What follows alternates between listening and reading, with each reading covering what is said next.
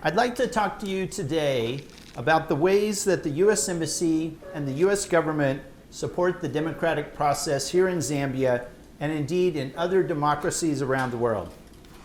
The United States is a friend of democracy in Zambia and around the world. As we've said many times, we do not take sides in Zambia's elections. We do not take sides. We never have and we never will.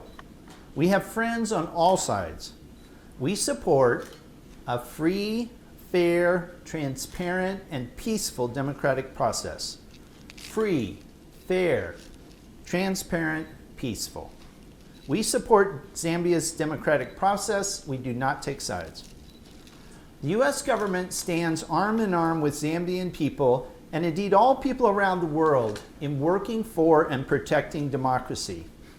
We walk hand in hand in striving for the ideals of democratic freedoms that are laid out in the Universal Declaration of Human Rights, the International Covenant on Civil and Political Rights, the international covenants that guard our freedoms around the world.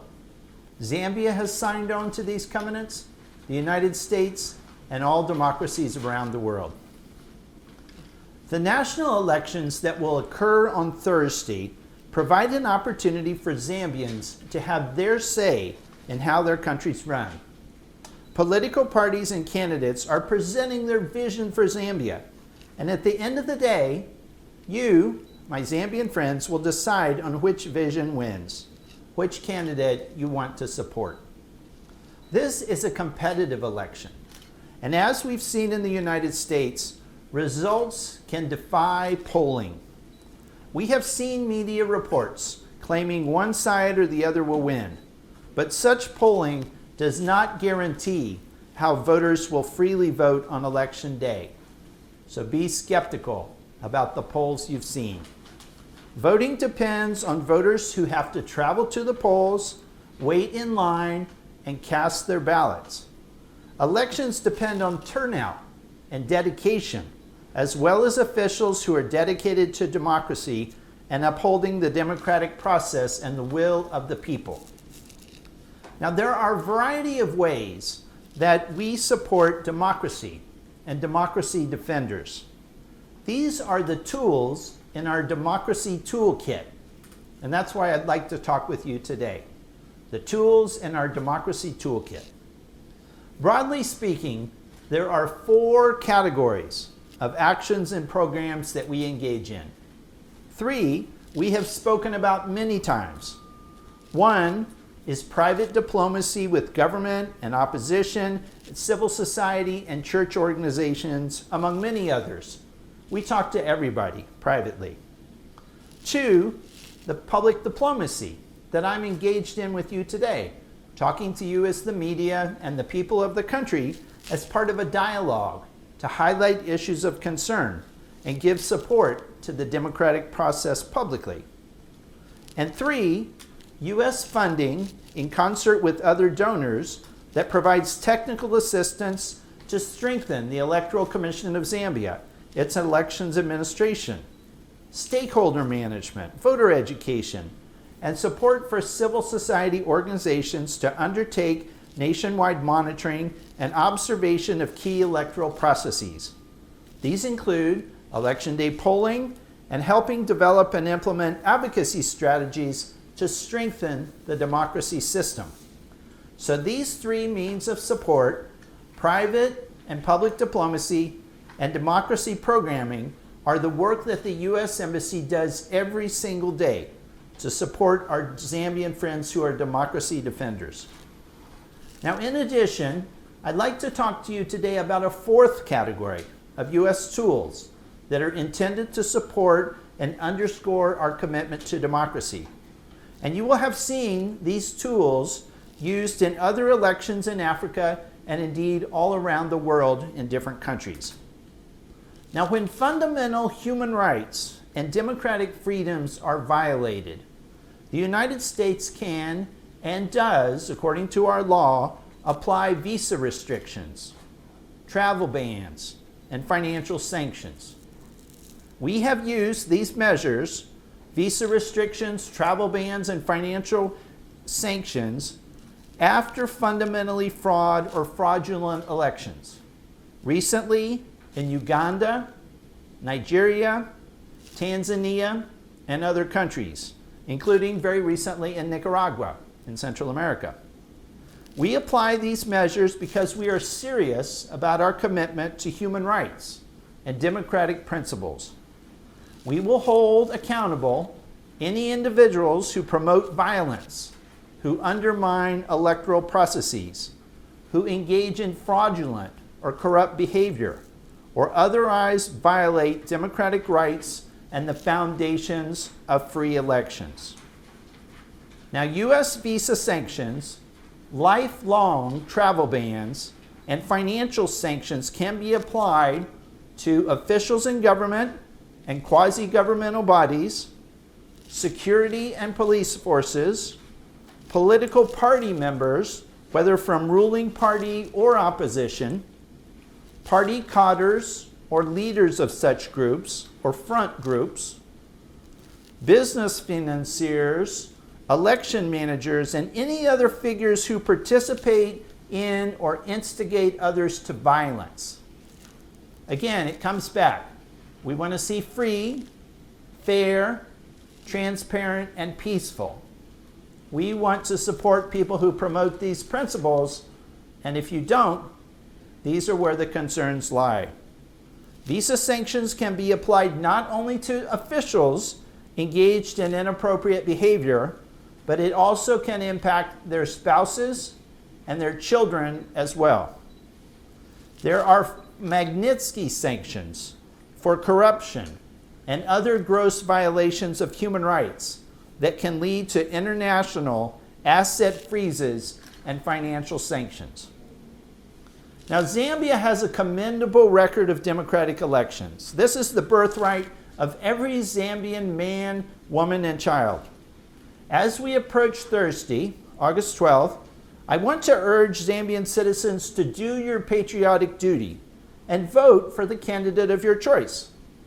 Shun violence. Support the democratic electoral process.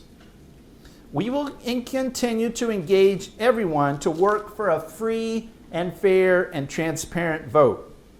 We will continue engaging with the Electoral Commission to support a transparent process that includes counting, observing, reporting, and publicly announcing results along the way, constituency by constituency, so that we all can continue building confidence in the electoral system and process. I want to make sure and be clear that there should be no intimidation of voters by cadre groups from either party. The police and military should apply the law equally and humanely in defense of the safety and fundamental right of Zambian citizens to vote and participate in the democratic process, including the fundamental freedoms of speech and assembly. These are internationally recognized human rights. It's not the rights of America or Western countries. These are the rights of Zambians, the international standards of human rights of all countries who are democracy around the world. They've been signed onto by the United Nations and other international treaty bodies.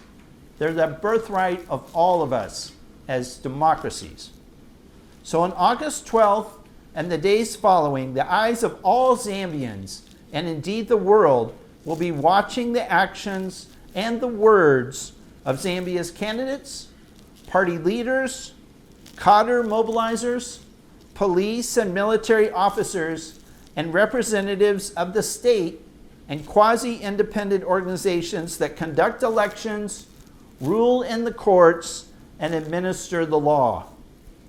You carry the very weight of your nation's democratic history, and its future is on your shoulders. Let me add one brief word. Today we heard a press conference from Dr. Nevers Mumba, who raised concerns on his own behalf about the conduct of the election. I would just say on a personal note, I was personally gratified to hear Dr. Mumba raise his concerns, but do so without withdrawing from the race. which was a concern that had been reported. What we would urge is that candidates in the race for president continue in the race for president. Don't withdraw from the race and raise concerns about constitutional questions about the election going forward. And as I mention all these various measures, we want to mention that as part of that context. Candidates, please remain in the race, participate, work hard, and do the best you can. But don't withdraw. We're watching. Now, Zambian people are strongly committed to going forward with this election on Thursday, as required on that date, August 12th, by the Zambian Constitution. The Zambian people want it. They deserve it. They are ready to vote. The Electoral Commission is ready to conduct the election. Parties are ready to participate. Our observers are ready to observe. And the candidates are ready to stand. Now all eyes are on Thursday. And for Zambians, it's up to you to decide. Thank you very much. And now I'm happy to answer some of your questions. Thank you very much, Adrian. So, you know the drill. Raise your hand. The mic will come to you. You state your name and the media organization you work with, and you ask your questions. So, who's got the mic? Thank you so much. Good afternoon. My name is Esnat Lungu. I'm a journalist for Spring TV. So my first question is, Zambia, you've already put this in your statement, Zambia has been known to be a beacon of peace over the years on the continent. Is there anything that you have observed in the electoral process so far that you think might change that reputation? My second question is, have you deployed any observer mission to any parts of the country? And then my last question is a slight drift from the elections. Talking about the vaccines, now we have observed that the US government has been deploying different kinds of vaccines in different countries on the continent. My question is, I observed that you sent different brands of the vaccines to different countries and in different numbers. What criteria do you use to choose which vaccine goes to which country and how many vaccines go to which country? Thank you. Great. Thank you very much for those questions. With regard to Zambia's reputation as a beacon for peace on the continent, this depends on the commitment of the country to multi-party democracy and acceptance by citizens of democratic process peacefully. You know, I think all of us, Zambians and friends of Zambians, are concerned about Qatar violence. There have been some tragic incidents, including recent killings of people from different parties because of Qatar violence. This scars the reputation of Zambia, and we need to focus to make sure that law enforcement prevents these kind of actions and that people are brought to book if they engage in Qatar violence. I also think that the participation of all parties equally is a very important thing to support the principle of multi-party democracy. And having an outlet so that candidates, supporters can participate in the campaign, go to vote, supports the process of peaceful elections. So we all want to see peace in the campaign period as it ends. On election day, we want to see peace. And in the counting of the votes and the acceptance of the voice of the Zambian people, we want to see peace. Everyone wants peace for Zambia. With regard to observer missions, the United States Embassy is deploying 12 observer teams around the country to various regions of the country to help in the observation that we will see. So we will participate as part of international observers to see the different parts of the country. And I have my credentials, and we'll both be observing polling stations around Lusaka and also going to the Mulungushi Conference Center as the results start to come in over the next several days. With regard to vaccines, the United States has provided 300,000 vaccines thus far to Zambia. These have been of the Johnson & Johnson variety. This is a perfectly safe vaccine. It's safe for all women, all men. It's safe for pregnant mothers, for nursing mothers.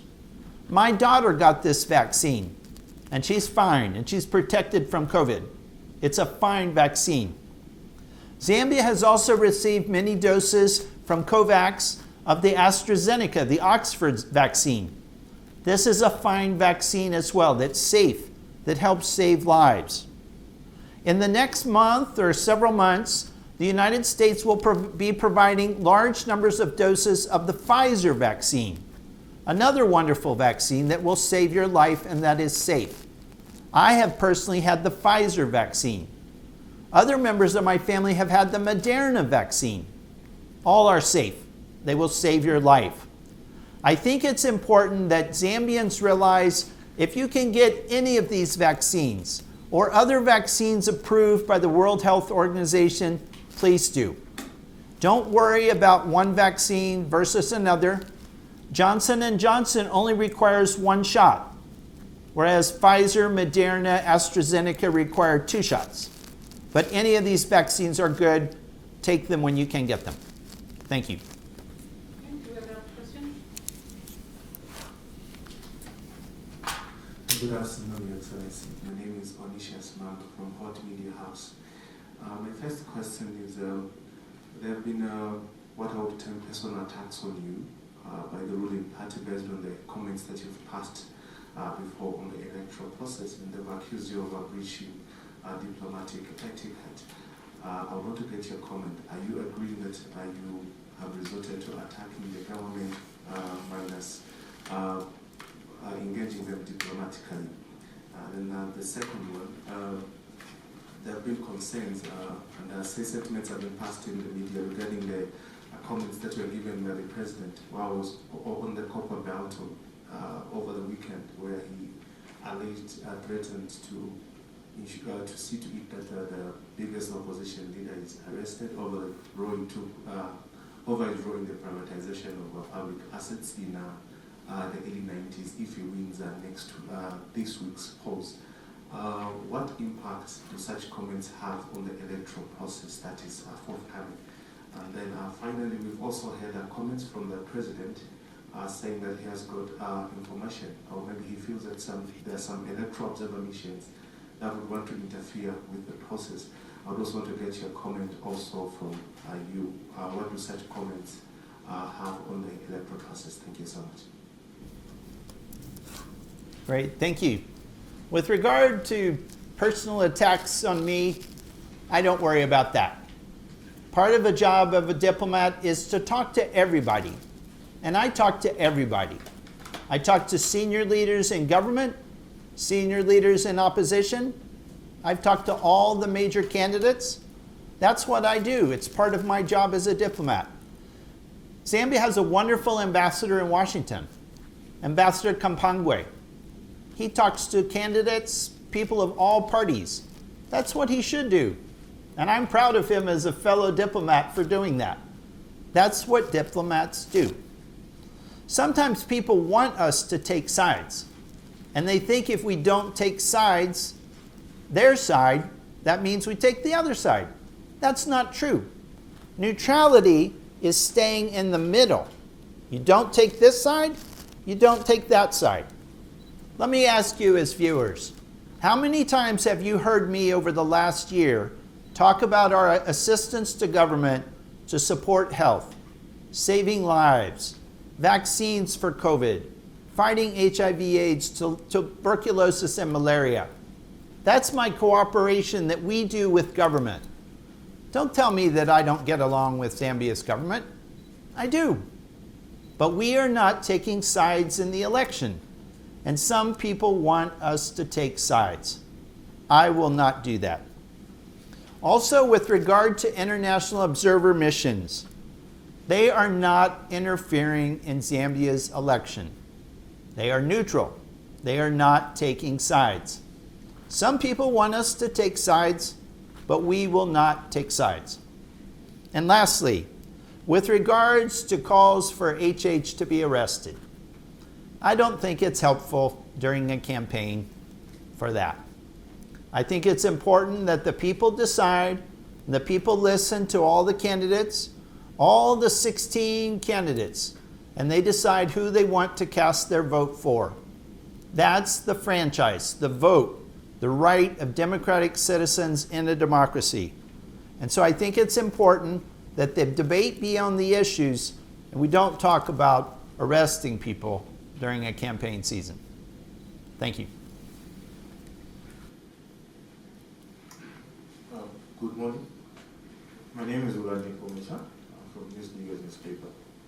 I have two questions. My first question is again on the elections. Last week, we saw one of the biggest opposition leaders who was on social media saying that he has been blocked a number of times by the police during his campaign trails in northern province, Rupula, and even in Western. Maybe just how does that affect the democratic space going into the elections? Another question is slightly different from the elections. It's on the rating of Ministry of Health so far. Last week, as News Diggers, we did a story, an investigation story where there was a story we did on the corruption on the tricycles on COVID. So maybe just to get a quick comment on that. About corruption and COVID, you said? Yeah. On the procurement of tricycles. Oh, of tricycles, okay. As I've said before, during the campaign season, it's very important that there be balance, that all candidates be able to campaign equally and not to be affected by the Public Order Act or COVID regulations in a biased way. Having equal treatment to campaign is critically important. We have 3 days left before the election. It's important during this campaign season there be balance, fair treatment to all sides. That's the principle of democracy and campaigns. With regard to the corruption allegations, I must confess I do not have specific views on that particular issue, and I do not know the particulars of those allegations.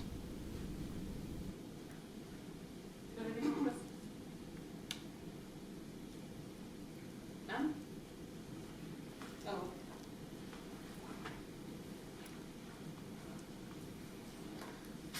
My name is Darius Jonah from Diamond TV. Just like to find out from you, Your Excellency, so that you have touched on issues to do with the restrictions on the candidates that defies the electoral conduct.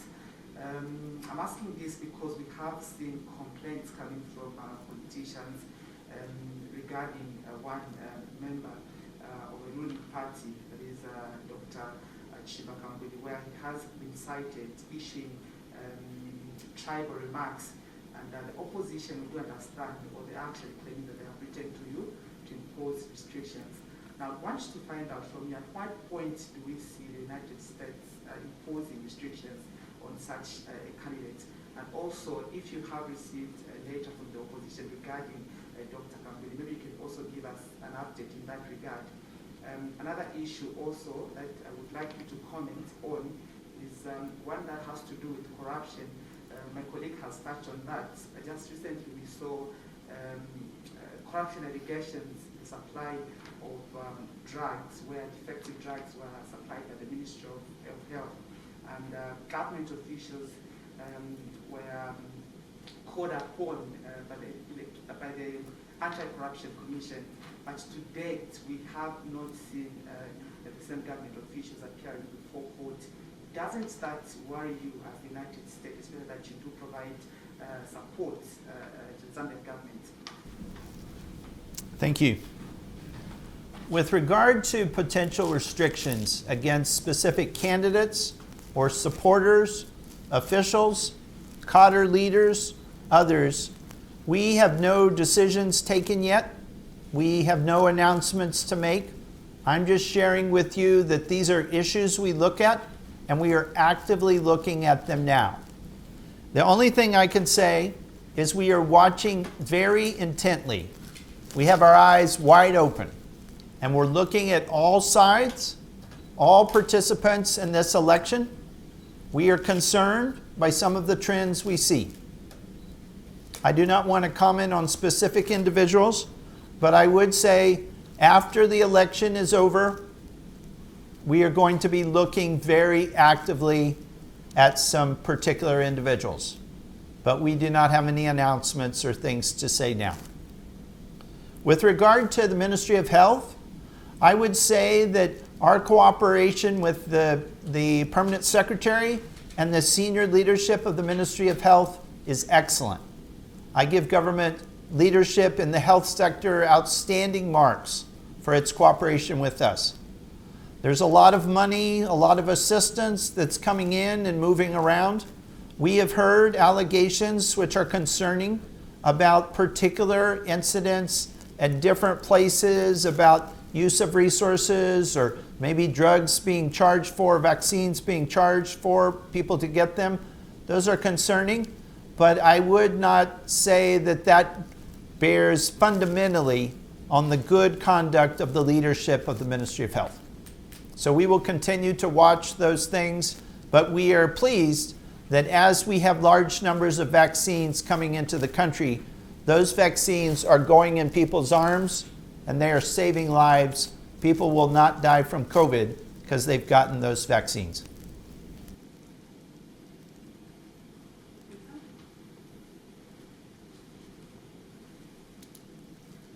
Okay, thank you very much for sharing your time with us.